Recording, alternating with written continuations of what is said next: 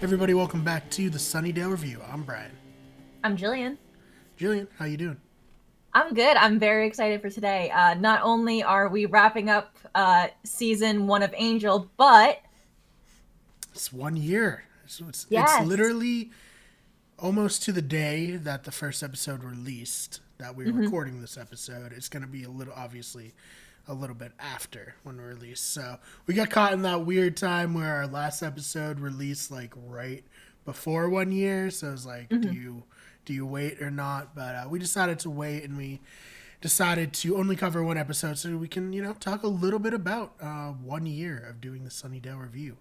So I Yeah. guess right off the bat, how has it been for you, Joe? A I year. think What it's been, really happened? yeah. So it's been technically more than a year since the first time we recorded. Mm-hmm. The first time we recorded, let me see if I have the date in here. You guys would not believe how many spreadsheets we have for the show, just to kind of plan out like who's doing notes for what Mm-hmm. episodes and when we're going to record episodes together. So our first recording session was September 1st, 2019. That's that's insane. And then The our world first was very episode, different. yes. Oh my goodness, yes. We could actually like be in the same room. Mm-hmm. Yeah, it was like a very normal. We never would have thought that a year later the world would have changed as much as it did, but here No we way. are. Yeah. Um so our first recording session was September 1st. Our Mm-hmm. first video came out October 4th. Yeah.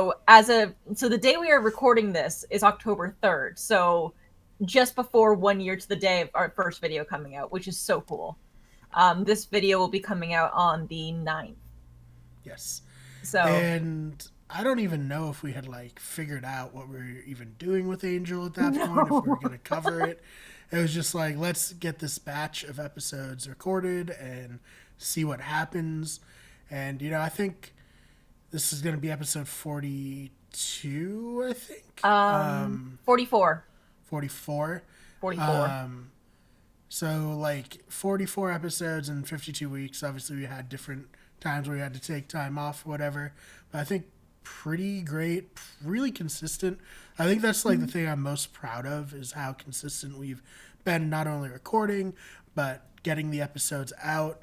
And I think that, more than anything, has really given us a chance to have success, like, let alone our passion for the show or our hard work.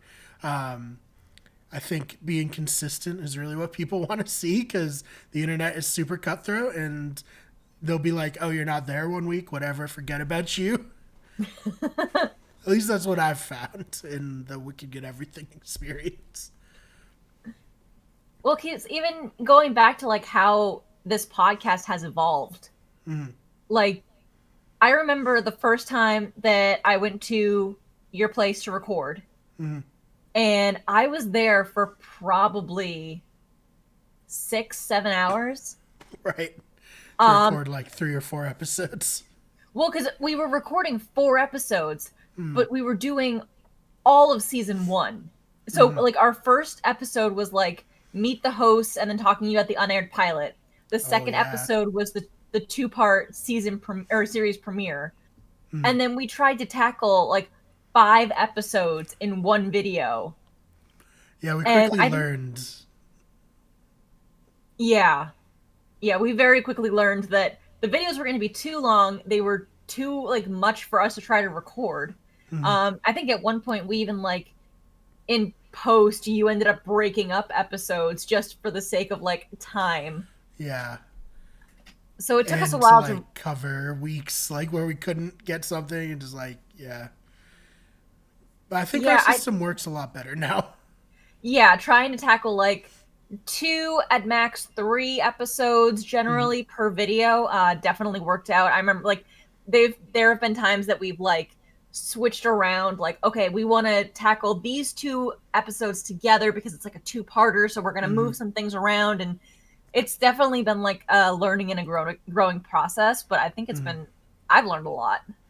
Yeah, no, I have as well. I think obviously in person's always like different.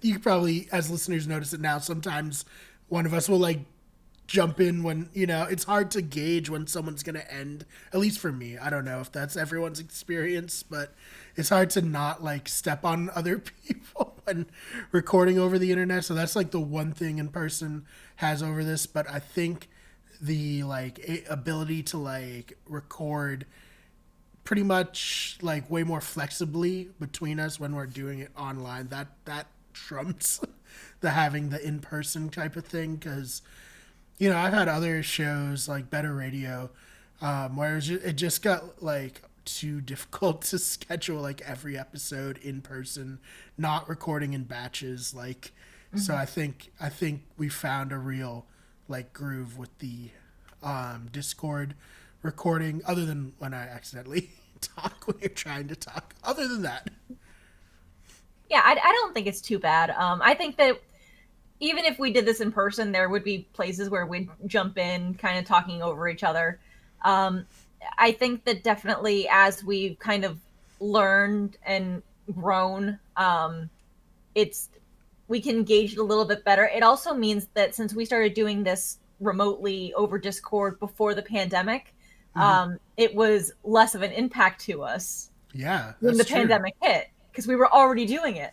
We were just able to continue on like nothing happened, which was, Yeah. it's always funny because I don't know if funny's the right word. It's always interesting to see like all these shows that you've watched, other channels, other like bigger companies where like they had to shift everything to online, to where it's like, yeah, now everyone kind of learned what we learned, a little bit ago. Yeah. And I think that's fun. And yeah, I'm really proud of the work you've put in, and just like how we've managed to pull this off for a year. And I hope that this next year, just we continue to build. And I would love to try to find other Buffy fans who have like YouTube presence or podcasts. So if you're out there, hit us up on our various Twitters. You can see them down below. And yeah, I think that we have good things on the horizon. We even pitched like an idea of our follow-up podcast to this in a few years. So stay tuned for that.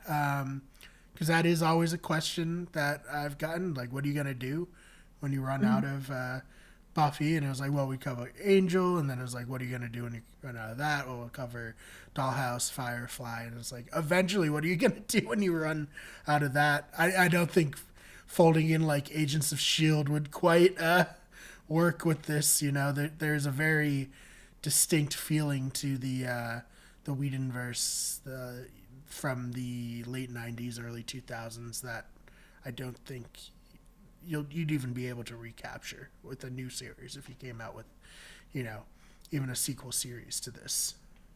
Yeah, I mean, there have been rumors for years of them rebooting Buffy. I feel like I see a rumor about that like every other year or so. Yes. I really respect the actors who have come out and who have been like, I would definitely be willing to do it as long as Joss is involved. Like if Joss isn't involved, it's not Buffy. Right. So I really respect that, and I kind of, as a fan, I feel the same way. That was my ring hitting the desk. Yeah, as a fan, I kind of feel the same way, where I'm just like, if it wasn't Joss, I don't think I would feel the same way about it. And Yeah. putting aside any like news that may or may not have come out about him in the last year, it just from a technical perspective, from a writing perspective, from a personality of the show perspective, I think that it would feel incredibly different if they didn't bring back at least Joss, if not a lot of the writers like Marty Noxon, Jane Espenson, David Greenwalt, just kind of those writing and director voices that we get to know, to the point where you can pick out an episode and be like, this feels like a Marty Noxon episode, or this feels like a Jane Espenson episode. I think that if they didn't still have that like heart and soul to the show, it would feel different, and I don't know if I could get into it. But to your point about the idea of bringing in other YouTubers or doing collabs or whatever. You and I have been floating back and forth an idea for a little Mm-hmm. bit.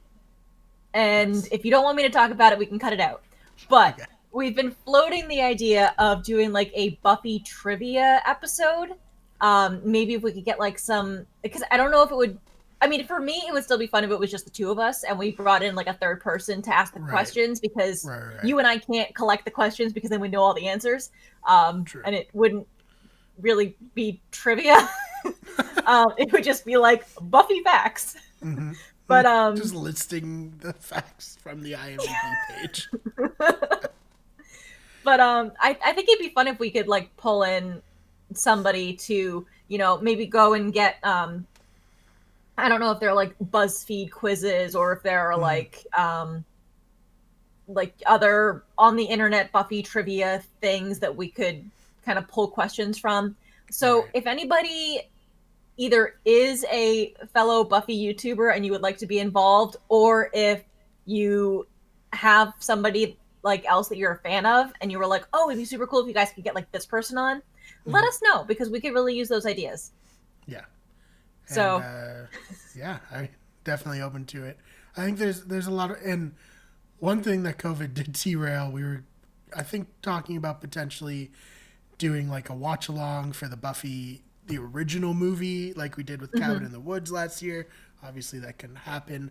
We were talking about doing like a let's play of the original Xbox Buffy the Vampire Slayer game, which I found on like Amazon for like $70, and I was like, fuck it, I'm just gonna pay more than retail price of a new game for this, because who knows. I feel like the longer you wait on those, the more you have to pay. For Yeah. instance, the NCAA football series, I was thinking about buying the last one that came out of that, and then the pandemic hit, and then it got really strangely popular out of nowhere, and it went up to like $200, and I was like, Ew. okay, so no, I won't be buying that. So those are I things also have that, yes, I also have a Buffy board game right here that has never been opened. Nobody else will play with me. yes, we can Oh. definitely play that. So I think that there'll be more content, if not on this channel, then on the main channel, youtube.com/we're good everything. And yeah, once the world goes back to normal, which who knows when that will be, but once it does, we'll be more freed up to making fun stuff for everybody. And yeah, I don't know if I have anything else to add about the 1 year. Do you have anything you want to bring up? uh, I'll just kind of close it out by saying that I'm really proud of what we've put together over this past year. It's been really fun when you send me like the little things about like analytics, um, Right? and getting to see that growth. Mm-hmm. So I really do hope that people are enjoying this project that we've put so much kind of blood, sweat, and tears into a little bit. Right. um, and yeah, just keep watching because we're gonna keep throwing these out as long as you guys are really liking them. So Mm-hmm. yeah, that's all I got. I'm out. Yeah, and of course, thank you, Fishbone Art, for letting us use your art for the Yes. logo, to More for making the logo, and Alex for making the really awesome intro that we use at the beginning of each episode. And is there anyone else? I think we talk a lot And about Tamar. YouTube. What was that? Oh, and Tamar for putting together our thumbnails. Yes. I take the Yes. screenshots and then I send them all over to him. I'll send him like a batch of like 6 or 7 screenshots, and he'll put together the thumbnails, and they're always like really awesome. So Yeah, they really are.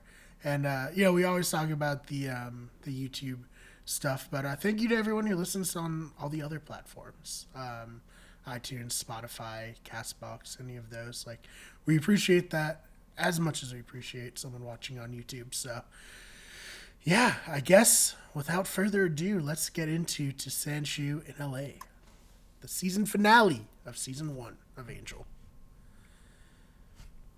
All right, so this episode originally aired May 23rd, 2000, was written and directed by David Greenwald.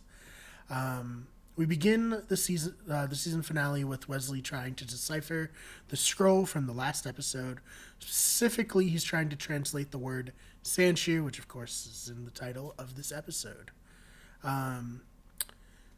Cordelia is supportive, but only in the sense that she wants to know what it might say about her, which Wesley takes offense to. And she's like, well, nobody gets my humor, Angel. I thought it was funny. And Cordelia, huh. So during this whole scene of Wesley very frantically translating, Angel is just chilling, reading a book, like not interested in the slightest, which is funny. I don't know if he's pretending to not be interested or if he legitimately is not interested in what a prophecy might hold. I don't know. What are your thoughts on that? I mean, we've seen Angel nervous before, and so maybe he's just trying to like control that. But I think that at other times he kind of tends to not put a whole lot of stock into like prophecies and legends and stuff like that. Which 9 times out of 10 comes back to bite him. So I don't know at this point. Once you go to hell and get spit back out, like, Yeah. you know, prophecies or whatever. Yeah. So the trio read that Lindsay has been promoted at Wolfram and Hart. They're disappointed that he decided to go back to the dark side, which, of course, anyone would be disappointed. This is intercut with a man walking up the stairs in a cloak. Angel realizes that someone's there. He gets suspicious. He confronts him, and it's revealed that the figure is none other than David Navitt, the ex-billionaire from a few episodes ago. He bailed on a board meeting with his company, and he just wants to hang, and he's wearing the cape because he's going to be dungeon master that night for his D&D crew, which is fun. I dig it, dressing up for it. I've never played D&D. I can't talk. I've never played it either, but I bought a Ash Ketchum costume to stream some Pokemon for the channel, so I get it. Get the impulse. Actually, I take that back. Once I went to a D&D game with an ex-boyfriend of mine in high school. Mm-hmm. I think that they were a little annoyed because it was an all-boys club, and he invited his girlfriend, and I was asked to never come back again because I was told I was distracting. So... Jesus Christ. You can't make this stuff up. I just sat there. That's all I did. And I was just like, I have no idea what's going on. But okay. Can I go jump on the trampoline? Oh, man. So Mr. Navitt is disillusioned with his life of making money. He says that their life is very exciting. Navitt, you fight demons. At any moment, one could walk through that door. And all three of them, turn to the door. Which is, nothing comes through, but it's a fun, this is how those shows are written, where, one scene or line will lead into the next. Yeah. And he's like, so, have you seen any lately? And then we cut to Wolfram and Hart summoning a demon. We cut back to Angel Investigations after the intro. It's really awkward. And David Navitt's just like, all right, well, it's been great. And they're like, yeah, good to see you. Come by anytime. He just bails. So weird. So weird. But through this interaction, Wesley's brain somehow figures out that Shansu means death. So not great. So the prophecy is that Angel is going to die. And Angel's just like, oh, okay. I mean, he's already dead. Mm-hmm. So I'm just saying. And he's already been sent to hell. So, yep. Not a big deal, I guess. It didn't stick. He wasn't a fan. No. Oh, man. Cordelia has a vision of a slime demon attacking a homeless woman. It's very painful for Cordy. She's like, painkiller. And they're like, a painful killer? She's like, no, I need a painkiller. Like, all right. And then she's like, if I ever meet those powers that be, I'm going to punch them in the nose. And she saws, she's like, do you think they have a nose? Probably not. The oracles did. That's true. The oracles did. So The demon at Wolfram Heart learns about Angel and how, or rather, he learns that Angel has the scroll, which is not great because they're trying to, win the war between good and bad, and Angel having this very important scroll, not great. So they decide that he needs to cut Angel off from the powers that be. Elsewhere, Kate arrives at the slime demon crime scene. Angel has already killed the slime demon and saved the homeless woman. Kate tells Angel her new mission in life is ridding the city of his kind, which is not nice at all. Well, I mean, if she means just like vampires in general, then like, yeah, okay, not really your battle. You're just regular police. Leave it to the actual demon hunters, but okay. But if she means like literally just like, she does not understand that Angel's a good guy. She refuses to see it and sees it just as he is vampire, therefore evil, therefore must die. I think it's incredibly tone deaf of her, but you know how much I love Kate. Yes. If only her and Xander had met, they could have commiserated over how much they hate Angel. Oh, man. So Wesley and Cordelia come to the conclusion that Angel didn't take the news of his prophesied death hard because he's not connected to the world.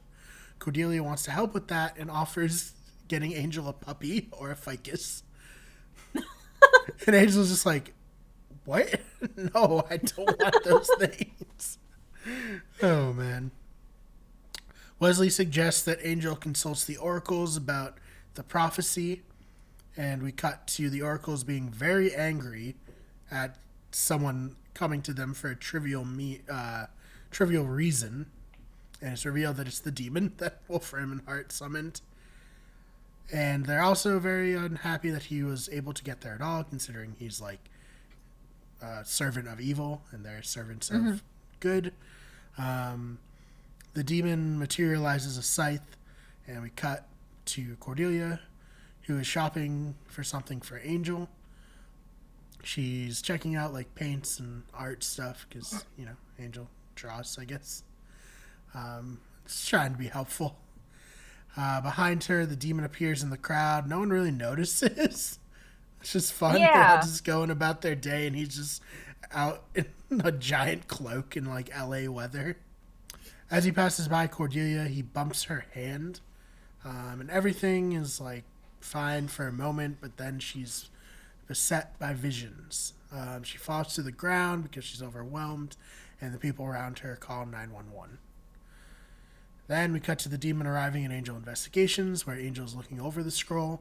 He then locks it in the weapons cabinet, and Angel gets a call about Cordelia and rushes out. The demon steals the scroll. Angel gets to the hospital and hears Cordelia screaming. She's writhing in pain in bed, but the doctors can't do anything. Wesley arrives at Angel Investigations. He goes down and checks for the scroll. Outside, Angel pulls up just in time to see the building explode. He runs in looking for Wesley. The place is burning down. The place is burning, and he finds Wesley on the ground on the stairs, very badly hurt. He carries him outside. Kate arrives and tells Angel off for trying to leave a crime scene that he's a witness to. And she says, like, you're a major witness to a major crime. You're not going anywhere. So he's like, he's like, my apartment just exploded. What do you expect? Like, I'm sorry, I'm supposed to be moving away from the danger. Not waiting on the steps outside, like, the building's burning behind me, but I'm just gonna wait here. Thanks. Angel comes back at her saying, this is a little thing called life. Now, I'm sorry about your father, but I didn't kill your father, and I'm sick and tired of you blaming me. You want to be enemies? Try me. And then she leaves. Which, pretty badass Angel.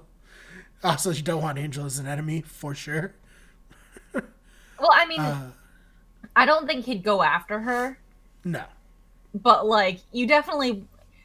If you're trying to, like, rid the city of things that are going around freaking murdering people, which it seems like every day there's a new thing out there, like, murdering people, you would think that if there was somebody who was coming around who had super strength and had the ability and knowledge to track these things down and kill them, your town's going to be overrun by these murderous demons if there's nobody around to take care of them. The police, I mean, if there's one thing that we learned through Buffy, the police, at least in the Sunnydale universe, we'll say, or in the Whedonverse between Buffy and Angel, the police are deeply stupid in Sunnydale and in the Whedonverse in general.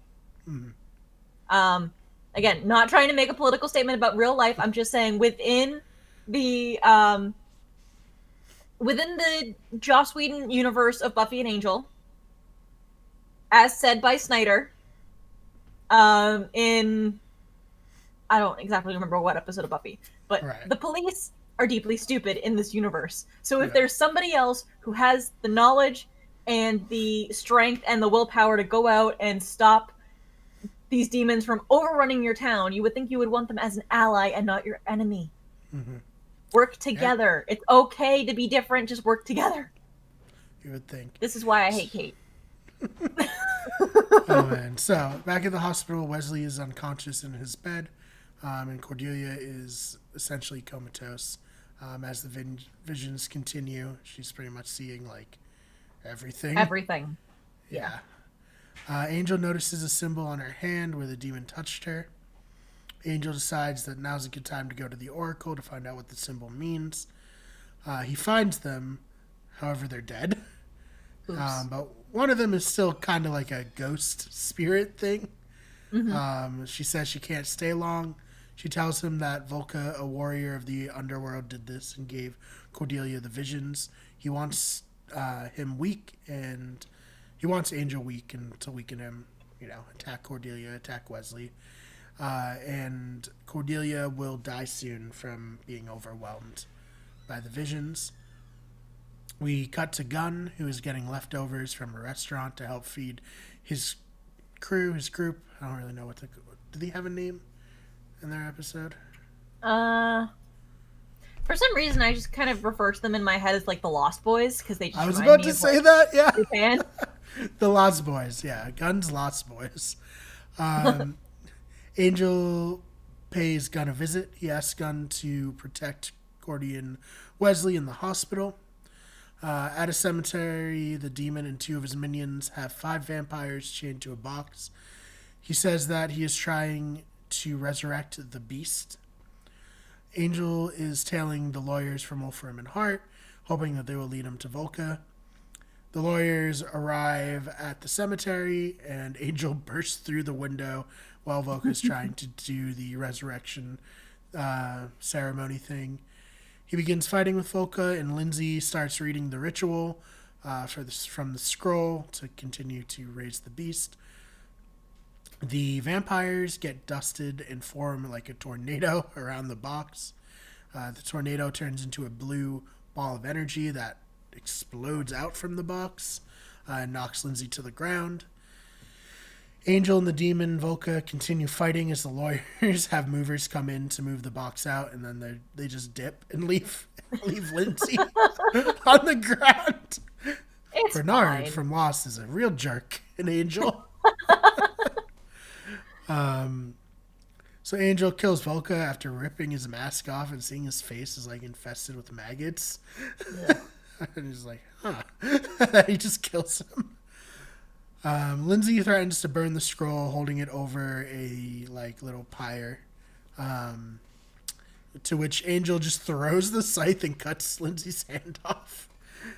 As Lindsay's on the floor in pain, Angel grabs the scroll and leaves. Wesley is able to read the scroll in order to heal Cordelia.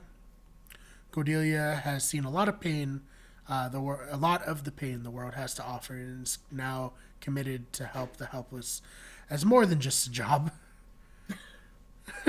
As actual sympathetic. Not that she was fully unsympathetic, but now she is very determined and driven to help out. At Cordelia's place, they are trying to figure out what Wolfram and Hart raised. They are a more fully formed unit now, moving forward, having been through all of this together. This little trio is ready to save the world. Wesley realizes that he mistranslated the word Shansu, and that it actually means life. And in the context of the translation, the prophecy is that Angel will become human. The vampire with the soul, once he fulfills his destiny will become human.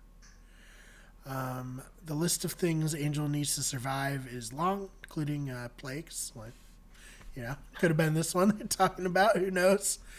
But the season ends on a hopeful note for our main characters until we go back to Wolfram and Hart, and the beast is revealed to be Darla. Dun dun dun. And that's the end of Angel season 1. Jill, what did you think? Oh man, okay. This episode is really cool. I love the return of Darla. I think that they showed enough of her in like flashbacks leading up to this point that people will understand who she is, even if you haven't seen Buffy. And I just I think that being the way that the season ends is really cool, with like the return of I mean, I don't know if you can call her a major character because she's she's never actually been in this show except in flashbacks, but I love that they bring her back in like the last scene of the season. I think it's really cool. One thing I did wonder about that is so they bring her back, like the whole dust tornado thing happens, the burst of energy from inside the box, and the movers come in, take the box out, blah blah blah blah.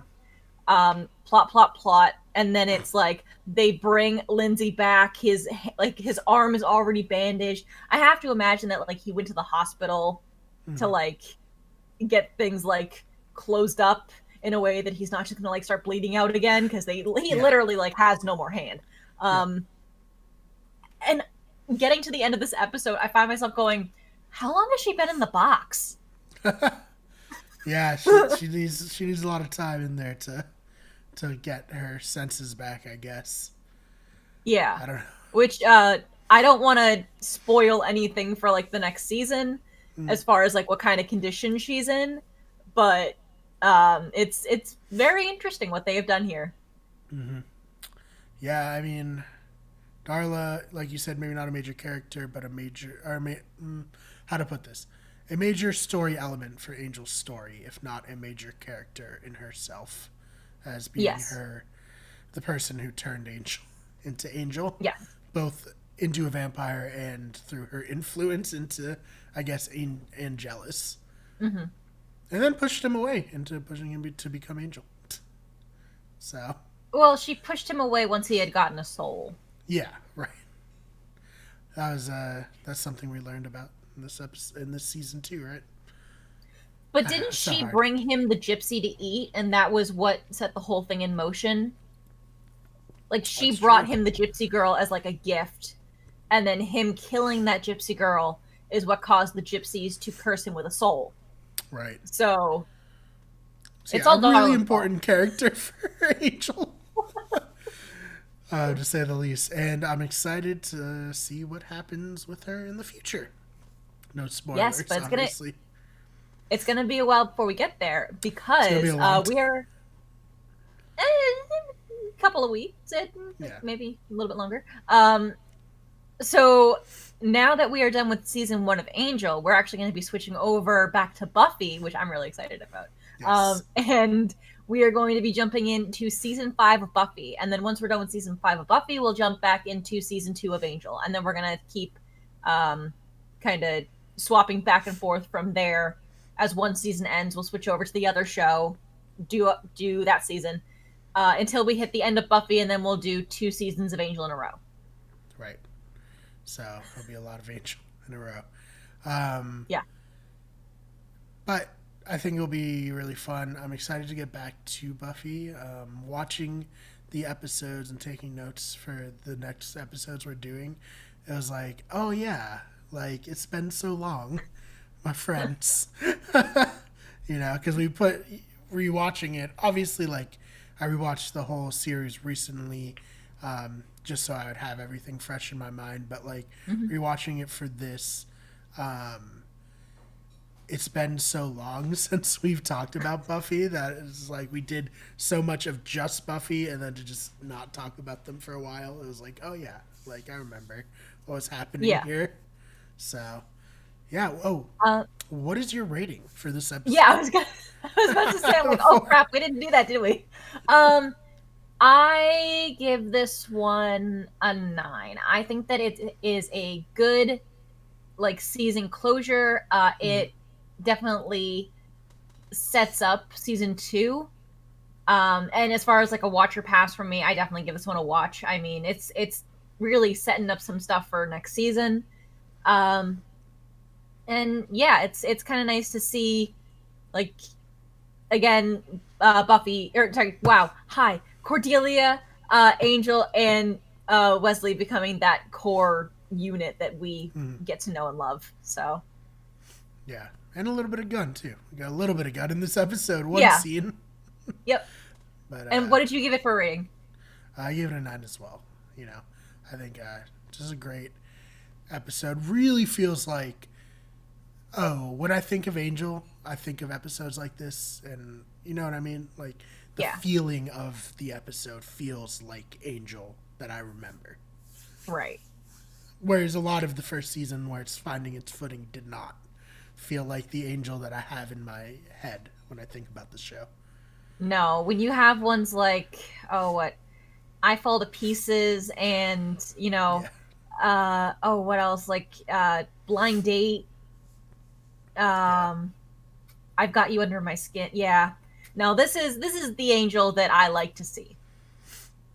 And like I always kind of like think of Angel season 1 as like the Doyle's season. You know, obviously he's such a major player in the beginning of it, but it always makes it feel like a little disjointed from the rest because he left the show so early.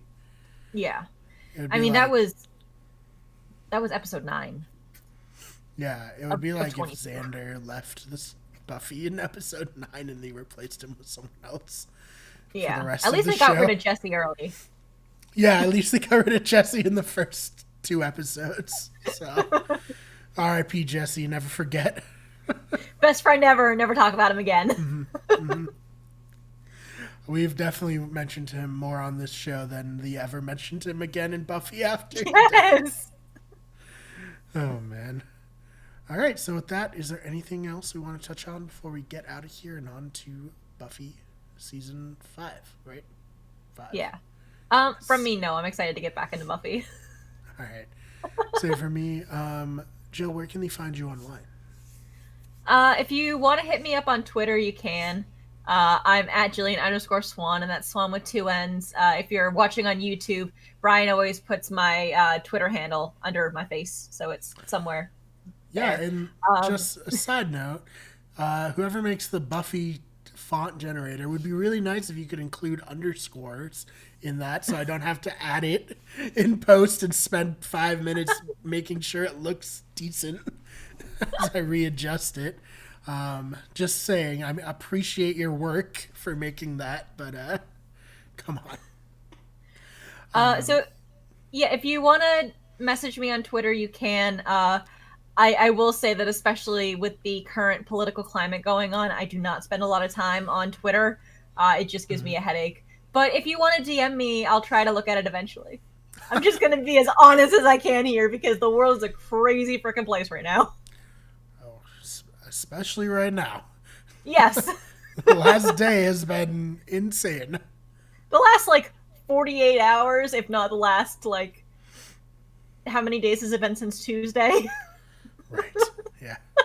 Saturday now. It's just been it feels like every couple of hours it's just something else on Twitter.